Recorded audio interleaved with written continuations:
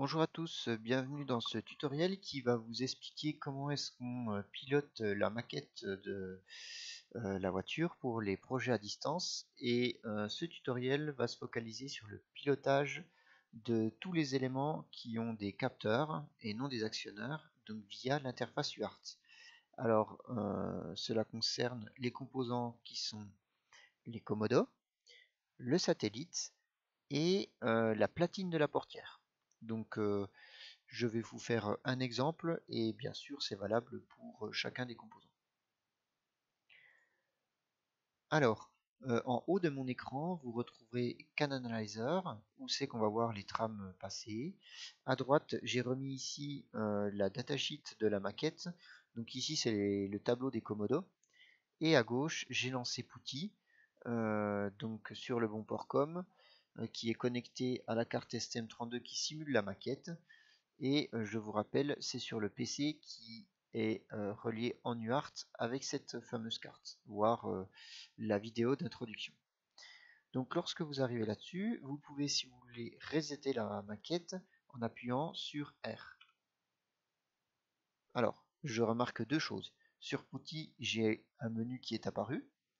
Et sur Canalizer, je vous rappelle, au démarrage de la maquette, chacun des nœuds que sont le commodo, la portière, les feux avant, les feux arrière et le satellite va envoyer toutes ses trames, toute sa configuration de trame, donc voir le TP. Donc je peux voir ici toutes les trames. Alors pour plus de lisibilité, je vais effacer ceci, voilà, pour qu'on puisse voir les trames arriver au fur et à mesure, à partir de maintenant. Donc ici, je vois sur l'UART que j'ai un menu avec trois choix. On me demande de choisir le composant. Donc je peux choisir soit les commodos, la portière, donc c'est la platine, hein, c'est tout ce qui va être entré, soit le satellite, donc le volant. Alors pour ce tutoriel, je vais utiliser le commodo parce que j'ai la datasheet de commodo à disposition. Donc j'appuie sur 1 et entrée. Donc on me dit que le commodo est choisi. Et ensuite, il suffit de choisir le bit que vous voulez forcer à 0 ou à 1. Alors, je vous fais un petit exemple. On va déjà commencer avec des entrées numériques. Donc tous les bits qui sont numériques, c'est-à-dire qui sont reliés soit au port A, soit au port B, soit au port C et D. Donc on va commencer par B0 par exemple, qui est le lave-glace arrière. Donc on voit que c'est un type d'impulsion. Alors attention, le simulateur de la maquette ne gère pas les impulsions. C'est-à-dire lorsque vous allez vouloir forcer la valeur de B0, il ne va pas passer à 1 pendant une seconde et redescendre à 0 par exemple. Il va passer à 1, il va rester à 1. Bon, ça permet bien sûr de quand même valider le principe. Donc je vais agir sur B0, donc j'écris B0, entrée, et là je vois que il me dit qu'il a inversé la valeur de l'essuie-glace arrière. Donc c'est bien l'essuie-glace arrière. Toutes les valeurs au démarrage valent 0. Hein, et il a inversé la valeur. Donc il est passé à 1. Automatiquement, il a simulé l'appui sur le bouton lave-glace arrière du commodo. Ainsi, à chaque fois qu'on appuie sur le bouton, la maquette va émettre une trame. C'est pour ça que je vois sur Code Composer que la trame a été émise. Alors intéressons-nous à cette trame. Cette trame est identifiant 10, 00 puisqu'elle s'adresse à tout le monde, 50 puisque le commodo a pour adresse 50 et 11 puisque j'ai agi sur le port B. Et on peut voir dans la donnée que chez la donnée 0x01, c'est bien le port B bit 0 qui est passé à 1, c'est ce que j'avais voulu dans l'UART. Si je refais B0, eh bien, ça repasse à 0 et on voit que je viens de recevoir une nouvelle trame avec cette fois-ci 0,0 à l'intérieur. Alors, on peut faire un autre exemple. Par exemple, je vais appuyer sur A2, qui est le clignotant droit. Alors, cette fois-ci, je n'ai pas une inversion, j'ai une mise à 1 du clignotant droit. Pourquoi? Eh bien, parce que le clignotant droit et n'est pas une impulsion, mais c'est une commutation. Donc le commodo, en fait, il peut avoir trois positions. La position clignotant droit, la position clignotant repos, la position clignotant gauche. Là, j'ai choisi clignotant droit, donc il va passer clignotant droit 1.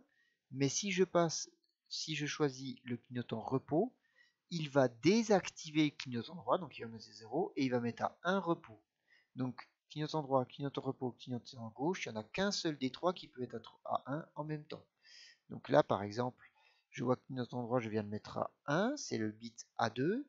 Donc port A, l'identifiant se finit par 10, hein, et A2, c'est donc 4. On va faire l'essai en mettant le clignotant gauche, donc A4. Je remarque qu'il a renvoyé une trame avec 10, puisque c'est bien le port A, mais cette fois-ci, le bit A4 est à 1, c'est ce que j'ai demandé, mais le bit A2, qui est clignotant droit, est repassé à 0, puisque c'est un commutateur.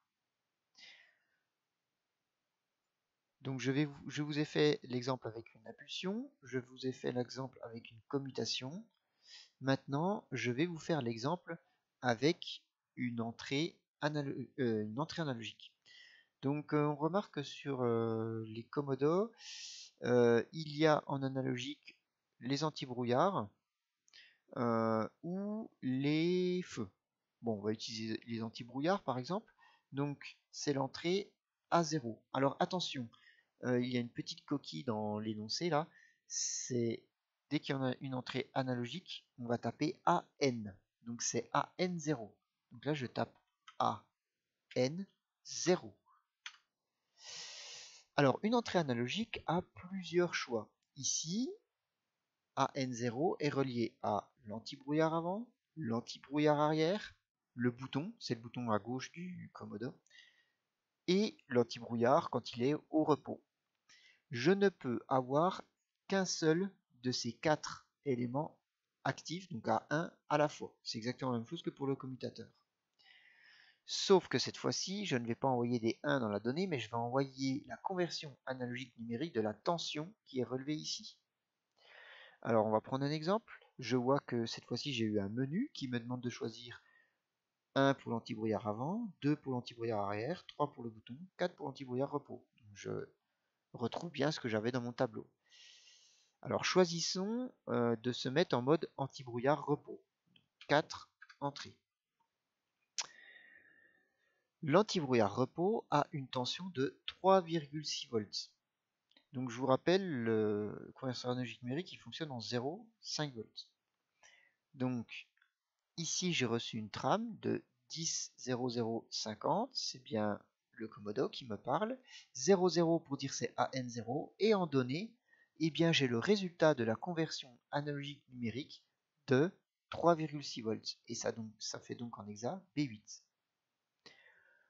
On peut essayer un autre des modes, donc je remets AN0. Je vais choisir cette fois-ci l'anti-brouillard avant. Donc l'anti-brouillard avant c'est 0 volts. Et là je vois bien qu'il a mis 0 dans la donnée.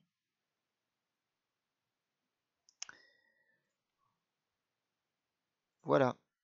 Ceci conclut ce tutoriel. Donc là je vous ai présenté un exemple pour les Commodore, mais ça fonctionne exactement pareil pour la portière et le satellite. Donc faites bien attention avec les entrées qui sont soit en tout ou rien, donc c'est des entrées numériques, soit les entrées analogiques. Et pour les entrées numériques, faites bien attention si c'est de l'impulsion, dans ce cas-là on va inverser la valeur avec l'UART, ou si c'est de la commutation, donc on va choisir une parmi les valeurs possibles dans l'UART. Je vous remercie.